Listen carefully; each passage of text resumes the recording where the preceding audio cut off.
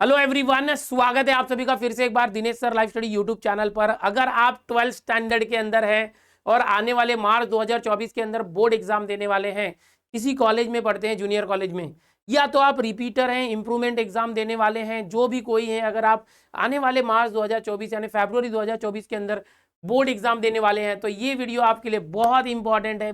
Last तक जरूर देखना, छोटा सा वीडियो है और बहुत जबरदस्त जानकारी आपके लिए जो बहुत इंपॉर्टेंट है। इसके बिना आप एग्जाम दे ही नहीं पाएंगे। यस, तो महाराष्ट्र बोर्ड की तरफ से एक सर्कुलर जो है रिलीज हुआ है, 6 तारीख को ही रिलीज हुआ था। बट बहुत ज्यादा बच्चे जो इसकी इंक्वायरी कर रहे हैं, हमारे हेल्पलाइन पर कॉल आ रहा है, तो हमने प्लान किया कि एक वीडियो बनाकर सभी बच्चों को इसकी जानकारी दे दी जाए। ओके, क्या है ये सर्कुलर?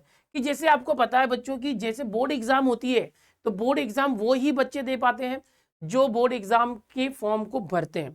तो ये जो फॉर्म है वो अब रिलीज हो चुका है।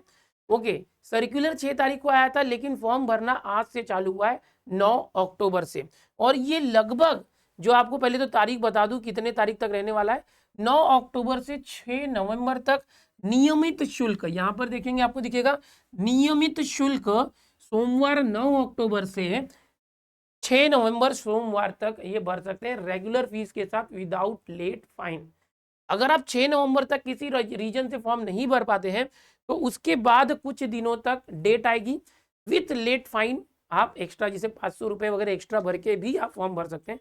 बट उसके बाद जो है लेट फाइन वाली डेट के बाद आप फॉर्म नहीं भर पाएंगे, इसीलिए पहले ही भर लो। हो सकता है वापस फॉर्म भरने की डेट बढ़ा के फाइन को बढ़ा दिया जाए, ऐसा भी होता है पिछले कुछ सालों से।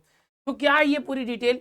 तो यहाँ पर सबसे पहले तो मैं आपको बताना चाहूंगा कि देखो, अगर आप किसी जूनियर कॉलेज में पढ़ते हैं, या आप इंटीग्रेटेड 12वीं कर रहे हैं किसी कोचिंग क्लासेस से, या आप जूनियर कॉलेज में जा रहे हैं, रेगुलर है, इसी साल पहली बार 12वीं दे रहे हैं, तो आप एक रेगुलर स्टूडेंट हैं, नियमित विद्यार्थी हैं, तो आपका फॉर्म जो है रेगुलर विद्यार्थी में जाएगा। यहाँ पर थोड़ा सा मराठी में दिया, मैं आपको बताता हूँ।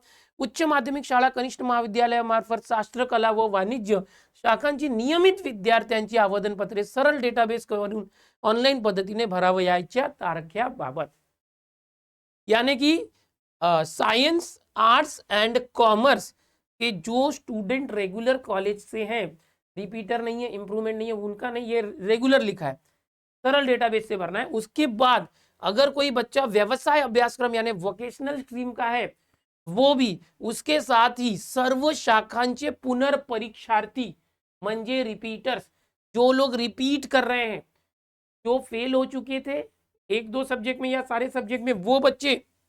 ओके, नाव नोंदणी प्रमाणपत्र प्राप्त झालेले खाजगी विद्यार्थी, मतलब जिसने as a private candidate form भरा है, फॉर्म नंबर 17 भरा है, वो प्राइवेट विद्यार्थी श्रेणी सुधार योजने अंतर्गत, यानी कि क्लास इंप्रूवमेंट का फॉर्म जिसने भरा है, जो पहले 12वीं पास हो चुका है बट ज्यादा परसेंट लाने के लिए वापस से परीक्षा दे रहा है, वो श्रेणी सुधार। वो तुरलक विषय, मतलब आइसोलेटेड, जो पास तो है सब सब्जेक्ट में, लेकिन उन्हें किसी एक्स्ट्रा सब्जेक्ट, सिर्फ एक सब्जेक्ट को पास करना है जो उनको 12th में नहीं था, फिर वो एक्स्ट्रा उसको सिलेक्ट करके कर रहे हैं। और आईटीआई वाले जो बच्चे हैं, क्रेडिट लेके आते हैं, वो ऐसे सभी बच्चे जो 12वीं की एग्जाम देना चाहते हैं, वो आने वाले 9 यानी आज ही 9 अक्टूबर से लेके 6 नवंबर के बीच में फॉर्म भर सकते हैं। तो क्या ये फॉर्म स्टूडेंट खुद ही वेबसाइट के जरिए भर सकता है?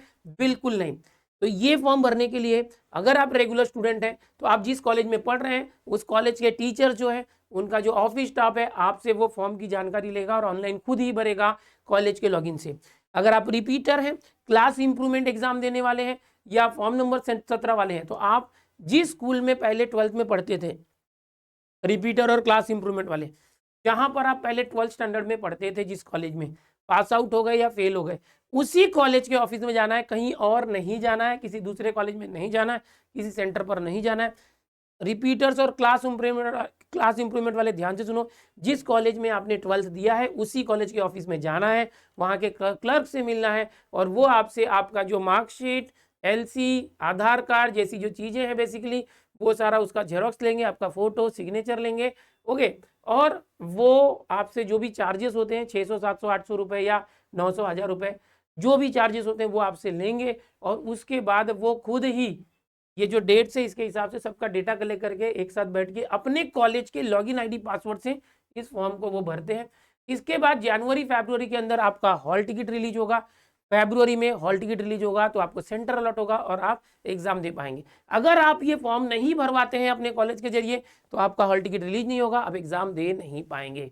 तो बिल्कुल इसको बहुत ही प्रायोरिटी से लें। और सबसे बड़ी बात आपको बताना चाहूँगा कि आने वाले ये जो नवंबर के 3-4 नवंबर के बाद दिवाली वैकेशन लग जाएगा सभी स्कूल्स कॉलेजेस में।